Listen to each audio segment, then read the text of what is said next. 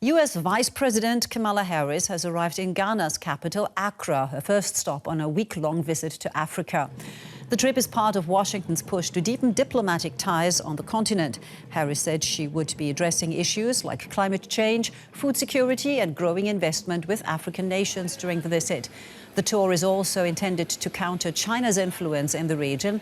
After Ghana, Harris will travel to Tanzania and Zambia.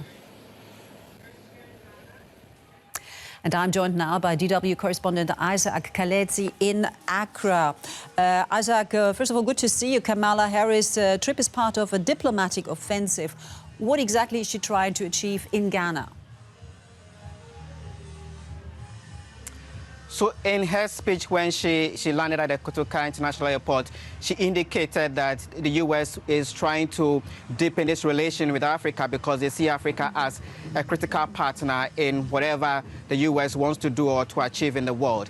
And focus has been in investing in the continent, which obviously means that the U.S. is trying to strengthen its presence on the continent, something that has diminished over a few years ago because of the presence of China and even Russia coming in recently. So what she is here to do, one, is to ensure that Africa sees it as a very important partner in this kind of relationship we want to create with the continent.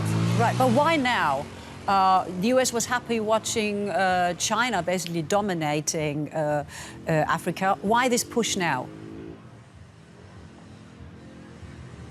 This push now because, of course, we've seen how China influence has grown strongly, and on the back of the U.S.-Africa summit, discussions were held between African leaders and the United States of America, and the indication was that the U.S. has to come back and strengthen its presence on the continent. And so this is like a follow-up to the discussion that we had at Washington, and obviously the U.S. Vice President is hoping that coming onto the ground will show the seriousness of the U.S., that it wants to come back and be a strong partner to Africa. So it's really now because there's no other time but now. All right, just briefly, why Tanzania and Zambia? How were those countries chosen? So Ghana won because of the democratic credentials. We are told that Zambia is also on that path.